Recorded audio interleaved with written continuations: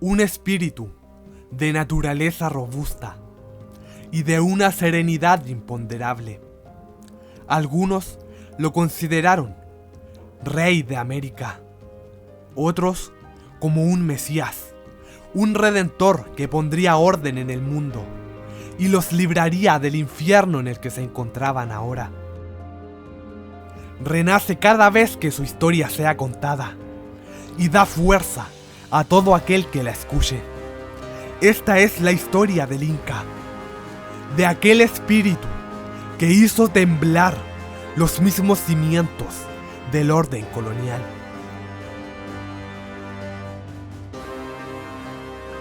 Año 1572. Los españoles ejecutaban al último Inca de Vilcabamba, Tupac Amaru, y con él se desvanecían también las esperanzas de libertad.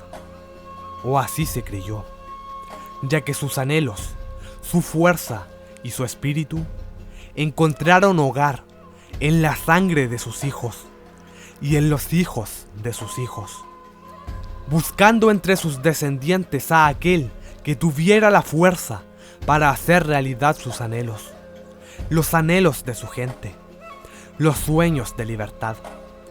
Buscó generación tras generación, hasta que casi 2 siglos después, al fin lo encontró.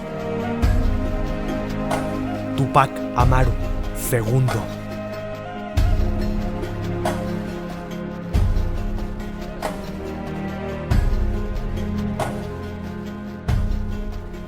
Las reformas borbónicas implementadas en las colonias españolas durante el siglo XVIII desencadenaron una gran crisis económica, afectando duramente a los indígenas, pues además estaban sometidos a prácticas abusivas, como el reparto de mercancías, el tributo indígena, la mita y los obrajes. Estos 2 últimos provocaban la muerte de decenas de ellos, debido al trabajo excesivo que eran obligados a realizar. José Gabriel Condorcanqui era un comerciante y curaca mestizo, que intentó por muchos medios liberar a su pueblo de semejante tiranía. Escribió documentos, viajó para hablar con las autoridades, pero no sirvió de nada. También intentó validar su linaje real indígena, puesto que era bisnieto de Juana Pilco Huaco, hija del último Inca de Vilcabamba, Tupac Amaru. Pero su petición tuvo la misma respuesta, solo indiferencia por parte de las autoridades. Condorcanqui se encontraba totalmente desilusionado, pues por años había sentido una profunda admiración por la cultura europea, debido a su educación jesuita. Se había interesado por el latín, las sagradas escrituras y el pensamiento ilustrado. Era educado y culto, de amplios conocimientos. Incluso las autoridades le habían concedido el título de Marqués de Oropesa, pero este le había sido inútil al intentar salvar a su gente.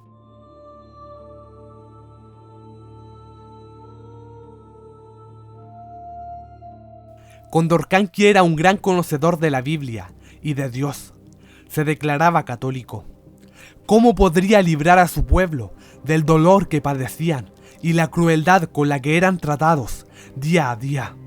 Incluso había cursado estudios jurídicos en la Universidad de Chuquisaca. Poco contribuyó ahora. ¿Cuál era la salida? Recordó el pasado de su linaje, a sus ancestros, el último Inca de Vilcabamba, Tupac Amaru, que había luchado contra la opresión española. Condorcanqui finalmente se dio cuenta de que la vía pacífica del diálogo jamás solucionaría nada. Si quería salvar a las mujeres, a los ancianos, a los niños, si quería salvar a su pueblo de tal tiranía, la única opción era luchar, tomar la libertad con sus propias manos, por la fuerza. El 4 de noviembre de 1780, junto a un grupo de indígenas, le tiende una emboscada al despiadado corregidor Antonio de Arriaga. Lo llevan prisionero y días después lo ejecutan en la plaza de Tungazuca por órdenes del curaca. Lo cuelgan lo ahorcan hasta la muerte, pagando los crímenes cometidos hacia los indígenas con su propia vida. Toda la admiración que por años había sentido hacia la cultura europea desapareció y dirigió toda su atención y admiración hacia sus raíces, a sus antepasados, a Tupac Amaru. Y como símbolo de rebelión, por este nombre cambió el suyo. Comenzó a usar la vestimenta de los nobles incas y a utilizar la lengua de sus ancestros, el quechua. Y, por la gracia de Dios, se autodeclaró inca, rey del Perú. Santa Fe, Quito, Chile, Buenos Aires y continentes de los mares del sur. Duque de la superlativa, señor de los Césares y Amazonas, con dominio en el Gran Paititi, comisario distribuidor de la piedad divina. José Gabriel Condorcanqui ahora sería conocido con el nombre de Tupac Amaru II, y de esta forma dio inicio a la rebelión.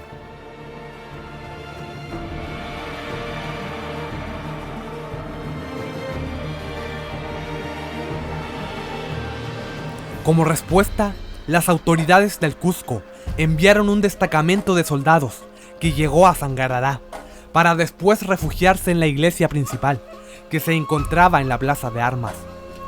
El 18 de noviembre de 1780 dieron inicio a la feroz batalla.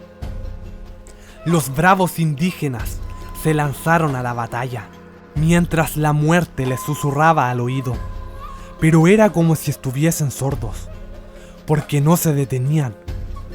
Luego, la muerte los miró a los ojos, pero era como si estuviesen ciegos, porque no bajaban la implacable mirada. Era como si no conociesen el miedo, parecían poseídos. Aquellos hombres no peleaban por oro, por plata o por gloria. Aquellos hombres peleaban por justicia, por libertad, por sus esposas, por sus hijos, por la memoria de sus antepasados, que lucharon por la misma causa y que hoy los acompañaban en la batalla.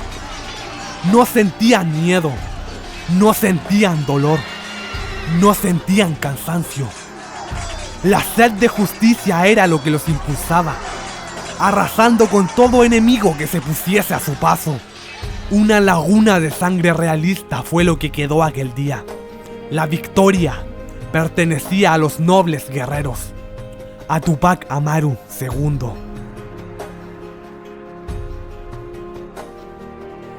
Después de la batalla, envió emisarios para extender su rebelión por todo el Bajo y Alto Perú y parte del virreinato del Río de la Plata, es decir, por lo que ahora es Bolivia, Perú y el norte de Argentina, haciendo recordar a los suyos sus orígenes y lo que por derecho les correspondía. Y como una aparición, hizo rememorar a los castellanos, antiguos fantasmas del pasado, que ahora se alzaban frente a ellos, haciendo temblar los mismos cimientos del orden colonial.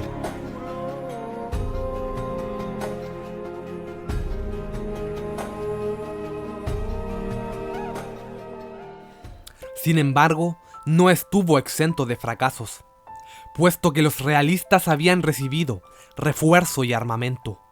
No estaban dispuestos a permitir que lo de Sangarará ocurriese de nuevo. Tupac Amaru II se vio obligado a realizar una retirada hacia Combapata, para así reagrupar sus fuerzas y planear la siguiente jugada.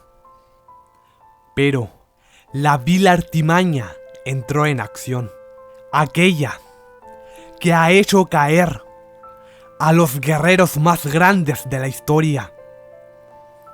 La cobarde, indigna y ruin traición se presentaba ahora ante Tupac Amaru II, quien fue entregado a los realistas por un aliado suyo, el mestizo Francisco Santa Cruz, el cual, además de entregarlo a él, entregó también a su familia, a sus parientes y a algunos aliados más.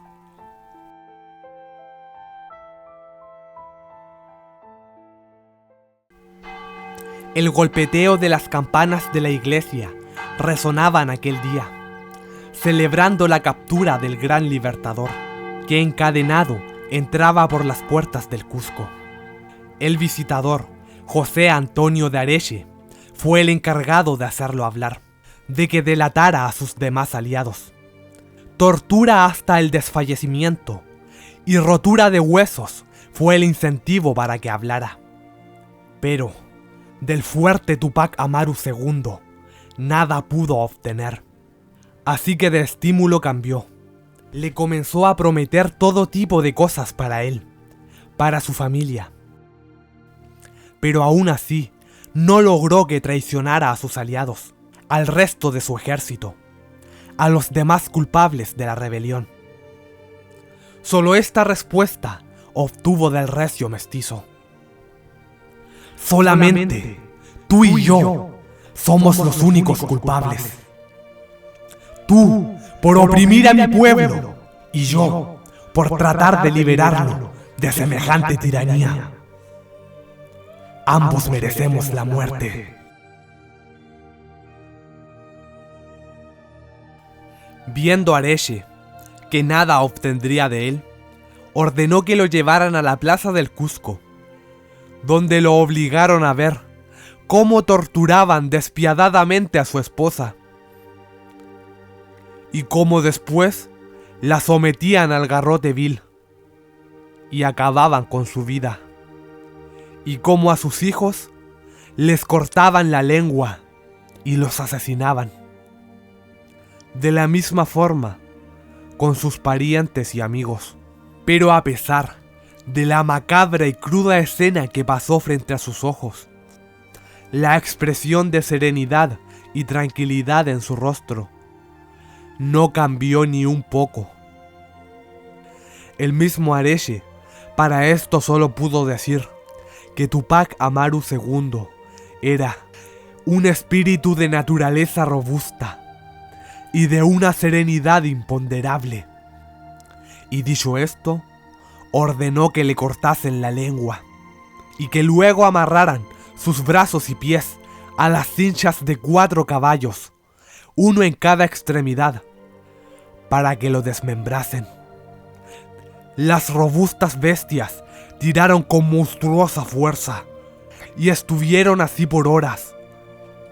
Pero del cuerpo del poderoso Inca no lograron sacar ni un pedazo. Finalmente, viendo que sería imposible matarlo así, Areche mandó a que le cortaran la cabeza, que lo decapitaran para poder acabar con su vida. Luego tomaron su cuerpo y lo descuartizaron. Su cabeza fue ensartada en una lanza y exhibida en Cusco y Tinta. Sus brazos los enviaron a Tungazuca y Carabaya, y sus piernas a Libitaca, actual provincia de Chumbivilcas, y en Santa Rosa, actual provincia de Melgar, Puno. Además se prohibió la lengua quechua, el uso de ropas indígenas y cualquier mención de la cultura inca o su historia.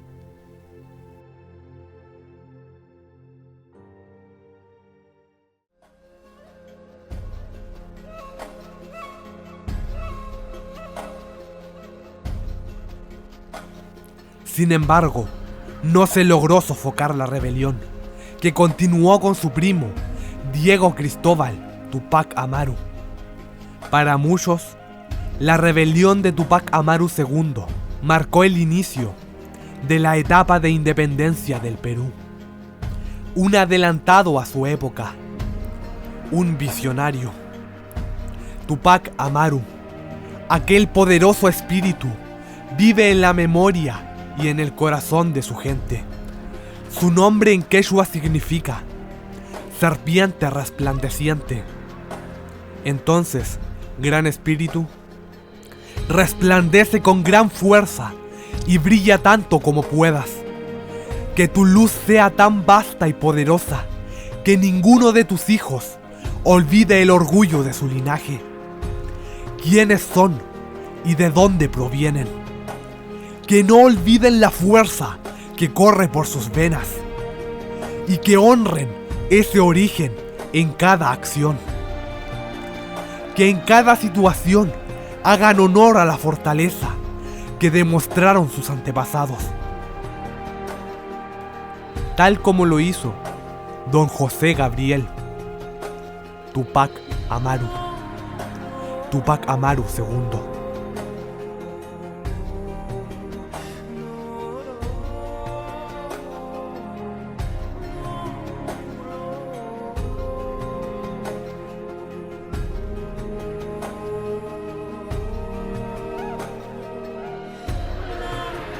Este es el final del video.